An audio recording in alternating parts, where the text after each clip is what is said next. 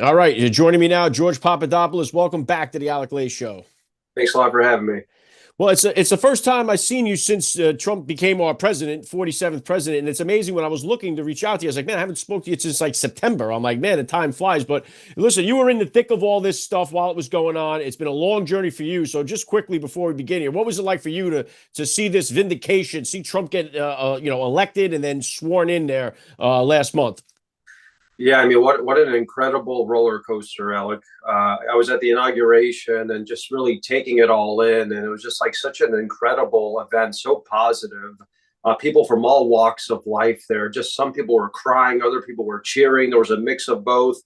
Seeing the president, ascend to the Oval Office once again after all he's been through, after all, his supporters have been through, after people like myself, General Flynn, Roger Stone, Paul Manafort, people who were part of his team went through, to see him get back on top and to implement the type of agenda that he campaigned on so quickly into his administration has just been an incredible moment in American history, and it's not surprising. Yeah, it has to feel. I mean, just for us on the outside here, I mean, the way it felt was so great. I can't imagine for you guys who've been in it to see him back now as president, man. It was unbelievable. Let me get into some of this. First, and also too, happy anniversary, by the way. I know that you just celebrated 7 years, so I know you guys been through a lot together too. So I wanted to make sure I said happy anniversary to you. Really appreciate that. Thank you. All right, so let's get into this. Obviously, the big explosive thing that went worldwide viral was Trump with Zelensky, explosive Oval Office meeting there. Zelensky thrown out. He goes and finds some comfort with these European leaders that want to smother him with all kinds of X posts about how they love him. And so now it's basically like you can have him. Trump seems to be cutting off that funding, military aid, monetary aid. What's your take on how that whole thing went down? Yeah, Alec, look, Ukraine is not in the European Union. Ukraine's not a NATO member state. The United States has already earmarked over $200 billion. Some estimates go up as high as $315 billion, according to President Trump. The more money that's been allocated to Ukraine, the more Ukrainian men and women and civilians die, the more territory Ukraine loses. It's a sunk cost. It's a losing battle. And it's something that the United States and its taxpayers are not getting a return on, and they're beginning to suffer as a direct result. We have a lot of problems directly linked to both the Obama and the Biden administration policies, including the wide open border that let God knows who in this country. We have a lot of these weapons that we sold or gave to Ukraine that have now been sold up pennies on the dollar. They've been given to terrorist organizations, cartels that are a direct threat to the United States of America. This is a European problem. This is a problem on the European continent. And if the Europeans and NATO members don't want to pay their fair share and support the Ukrainians in this forever intractable battle, then it's not in America's interest at this point anymore. And I think that's exactly why President Trump basically castigated and dressed down Zelensky, said, listen, if we're going to make a deal with you, we're going to have some sort of economic codependence with you. We want this mineral deal to happen. We need to have some sort of return on our investment, because as of right now, we've had nothing except the potential for World War III. Zelensky decided to do this deal with the UK. He's backtracking on the US, and that's why Donald Trump's pissed off. It is, he should be. And it's funny because they have the biggest mouthpiece, the left, the media, with all their stuff. They make it sound, George, like as if the majority of Americans are like, oh, we want to be sending all this money to Ukraine. We all support Ukraine. But I think a big part of what we saw on November 5th was a big piece of that puzzle was we're tired of seeing our taxpayer money going to fund this war that has no end in sight, and we want to keep it here, like you said, close our border. We saw how drastic the border crossings have been now. I think it was like 8,000 or something like that last month, lowest it's ever been in history. These are the things we wanted. So the majority of people are like, we're not for this. I know what maybe many people put the Ukraine flag in the bio, but that doesn't translate to the real feel of the American people here at all. It absolutely does. And certainly not 75 million to 80 million MAGA voters who voted for the America First agenda. And for people that love this country, want to put America first. I think all of these Ukraine flag waving, chest pounding, people were either financed by USAID to keep the charade going, which that's all been out. That's not even conspiracy stuff. Or they're just completely aloof, have no idea about reality, and that they're fringe elements within the United States of America that should really be isolated and shunned at this point, because they really don't know what's going on. It's incredible, Alec, that you have a president who wants peace, but you have these people wanting more war. And if they just can't overlap the two, that you have a president that wants to end this war and actually support Ukraine in a way that really matters to the United States and Ukraine, and that is to basically having our economies intertwined with this mineral deal, allowing some U.S. arms to continue and to stop this war and to have some sort of settlement. They don't care about it because they have no idea about the reality, Alec. And it's sad because of the disinformation that's been spread throughout the United States. And I think Tulsi Gabbard made a good point the other night when she was on one of the Fox programs there, saying how, like, we're supposedly supporting Ukraine because of freedom and democracy. And yet all across Europe and even in Ukraine, they canceled the elections. They shut down free speech. They shut down the opposition to the political parties. So it's like, what exactly is making them different between the enemy Putin that they claim to be against? Because it seems like they're copying in the same model. Zelensky cancels the elections, shoots down opposition, they control state-run media, and it's like, well, what freedom and democracy are you talking about here? Yeah, look, what you just nailed it on the head, right? This is not a democracy. Actually, going back to the inception of even modern day Ukraine, this has basically been a corrupt state from the beginning, ever since the Soviet Union collapsed and this new state emerged. It's been basically a vassal state between various Western interests, Russian interests. It's never figured out what its real identity is. And that's exactly why you had the coup in 2014 with the CIA in Newland and Jeffrey Pyatt at the embassy, why Russia then invaded. And as a direct result, you have this influence in the East with Russia. You have Zelensky now, who's basically a puppet, who's not a Democrat, who's not a real leader. He's basically suppressed any opposition in the country. And the United States continues to finance this guy, hasn't asked for his removal, and especially under the Biden administration, kept him in power to prevent peace. I think Zelensky has to go if there's going to be any chance for a real peace settlement. And I don't speak for the Trump administration, but I think the writing's on the wall for where President Trump stands with this guy too. Yeah, I agree with you, George. I think that is the only way forward, is for him to resign, move out, make way for some new leadership, and then come back to the table, hammer out a deal, and get peace over there in that region. So I do agree. Another one of these Trump wins comes yesterday. Trump announces a $100 billion investment from TSMC from Taiwan.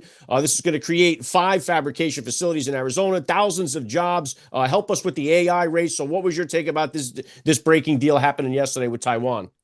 This is a prime example about having a win-win relationship with a foreign country. Taiwan is in a similar situation as Ukraine, let's say, smaller country with a more hostile neighbor that has border disputes or has some sort of territorial claims on the island, meaning China and Taiwan. But so what does Taiwan do? Say, okay, let's look at our comparative advantage. We are an industry leader in semiconductors and technology, and we have money. So instead of producing it here in Taiwan, let's appease our American partners. Let's pump some billions into the U.S. economy. Let's manufacture in the United States and have a win-win relationship with America. That's what's happening here. So President Trump now will look at Taiwan and say, okay, at least this isn't a sunk cost. At least when we're tough on China, our partner in Taiwan is providing the United States and its taxpayers a bang for their buck. Ukraine doesn't do it. Ukraine's a sunk hole, and it's a losing battle, and it's bad for the taxpayer. And this is one of many deals, because I know now Apple made the big deal too. So I mean, this is good for America, and these are things you'd think we'd all be celebrating here. And I know Trump said at the press conference that he had yesterday about this, was saying that for years we've been getting crushed on trade. He even mentioned Ronald Reagan, somebody that he admired and holds in high esteem. He said it was bad on trade, and the United States has basically been a sucker in the world when it comes to so many of these trade deals. And he's finally saying, you know what, we're going to do what's right for us first, and then we'll worry about what's going on with all these other people. And I think, again, part of the reason why it was so popular on November 5th is because we want to hear that language. We want to see that direction of, like, yeah, we like these other countries. We can help, we can, but we're going to put our oxygen mask on first before we go ahead and help these other countries. And I think he nailed it again with this type of deal. Yeah, look, it's very simple, right? The Secretary of Commerce, Lutnick, he says it very eloquently and clearly. If a foreign country imposes a tariff on the United States will reciprocate that tariff to the same degree that that country has on American goods and services and products. It's very simple. So when President Trump says, I'm going to impose tariffs on China, India, Canada, Mexico, the European Union, these countries already have massive tariffs on the United States of America and their economies. So this is something that is just common sense. It's exactly what you said. This is what the people wanted to hear. They don't want the American taxpayer being taken advantage of. They want fair and free trade.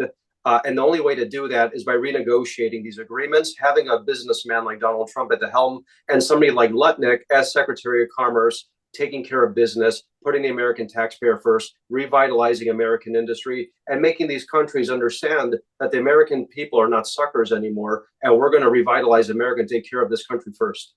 Yeah, well said, George. And that's the thing we're seeing with this USAID. We're stopping the bleeding. We're giving an opportunity to see where our money has just been pissed away here. And now we're getting an opportunity to see more money coming into the country, which I think is great overall. A lot of great things happening. But on the negative side of this was, I think, this Epstein list rollout that just seemed to be it just looked bad optics, the whole thing. And it just seems like Pam Bondi, we were very happy that she got not confirmed as the Attorney General and the whole bit, but it seems like it's going to be difficult for her to move forward and have any wins until this gets resolved. We need some type of resolution here where we get answers to the FBI not giving over these files or whatever's going on here. We definitely need to see the Epstein client list or somebody pay for not giving it over. So what's your take? Yeah, look, Alec, candidate Trump, a major campaign promise of his was to reform the FBI and to reform the DOJ and to present transparency and accountability to a lot of these people who have done a lot of wrong to the American citizens, to the Constitution, to the rule of law in general. The Epstein list and the Epstein case has been decades in the media now. This isn't some sort of surprise. You have people like P. Diddy sitting in prison right now. You have other high-profile people who have gone missing, in prison, sentenced. So there's no reason for this to continue to be kept underground, obfuscated, or kept from the American people. So Pam Bondi, Attorney General Bondi, and Patel at the FBI, they're in the positions they are because President Trump had trust in them to get the job done. And if they're going to get the job done, they need to hold these people accountable, whether it's from the Russiagate stuff, people like Strzok and Comey and all these people that there's some investigations into, all the way up to the Epstein situation. These type of false rollouts or problems with how they provide this transparency cannot continue because, as you've noticed, social media is really going wild against how this whole thing rolled out. People love President Trump. They love the administration, but they're expecting big things from this administration. The expectations are extremely high and they have to be met. Yeah, I agree with you, and I know a lot of those influencers that were there. I've had them all on this show. I just think I think they would even admit themselves that this was a bad rollout the way it did. And I think that we have so much more to do. It's like this should be just a minor speed bump. Hey, here it is. This is what it is. Transparent. This is what we have. This is the truth. And then let's move forward and start collecting more wins. And I want to stay with this because Director Patel put out this thing, and I know you commented on it, so I want to get a full answer on this with the whole crossfire hurricane and the Russia collusion thing. FBI Director Patel was saying that the honeypot story was not true and defended the female whistleblower that was involved in this. But you came in and said there was two. So what is the actual story here that's going on with that? Yeah, so this was actually a very weird thing, and I like Director Patel. We've even worked on a Tucker Carlson network docuseries. We're part of the same exact When All the Presidents Met, so I highly recommend your viewers to check it out. I'm episode 1, I think he's episode 6, and the whistleblower that came out said that there were two agents. This is in the actual whistleblower affidavit under sworn oath, that there were two female so-called agents that were there sent to infiltrate the Trump campaign and to try and create problems within that campaign, to spy on people legally or illegally. That wasn't exactly clear. So that's in the writing. That's in the affidavit. That's not my opinion. That's not what I'm saying. So Director Patel came out and said, I defend one of these agents. One of these people had certain instructions. She didn't act illegally, and I'm defending her. Why didn't he go out and talk about the second one? That's a mystery to me. I know in my experience, Alec, with at least the second person, the person was acting extremely weird with me, very seductive, trying to set me up in something that seemed like a honeypot operation. So that's why I'm leaving this open to interpretation to see if there's a lot more to this, and that Patel will actually look into the second person and maybe even more. So I think Patel should have been a little more clear about this, because it almost seemed like he's just trying to mess up the narrative that should not have been messed up. And this is the thing, too, because I've had now Director Patel. I've had him on the show probably more than any other guest. He's always been upfront with me, and he's always been kind enough to come on anytime I've asked him. And I would put all my money on the fact that this guy is legit and going to be hammering the deep state and going after them. And if not, I mean, I wouldn't even know where to believe or what to turn after this. So I have to, obviously give him some more time. He just got sworn in, within a week or two ago. So we have to pray. But it's like, does something happen here? Like when these guys get actually in there and get a chance to see what really is going on? Is there something that's like, oh man, now the whole momentum changes or something? Well, look, I'm just, I'm talking as somebody who likes Director Patel, and he's had my back for years. And that's why my expectations are very high. You could always do that with people you respect, right? You could always have high expectations and be blunt. I don't understand why he came out with this late night post on X saying this.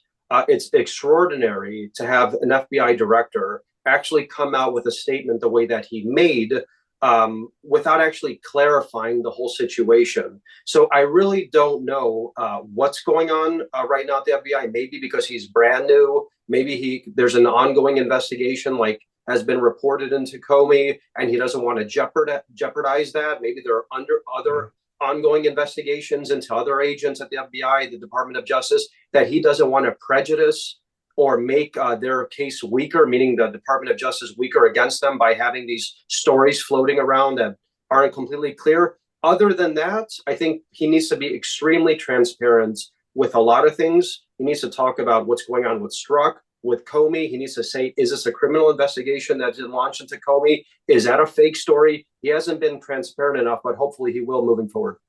And obviously he knows more now than he did prior to this. Once he's in there, now he knows more. And I think there's only certain that you said it can complicate the investigations and all this stuff that's ongoing. But also, too, he's partnered up now with you got Dan Bongino in there, who's another firecracker that's been dead set against nailing these people. So you have to have trust, I guess, you're tired of hearing like, oh, trust the plan, all that type of stuff. But I mean, you have to have trust and some faith that these guys give them some time to get in there and unravel some of this mystery that to us now they must have more privy information. But I guess we got to give them a little bit more time here.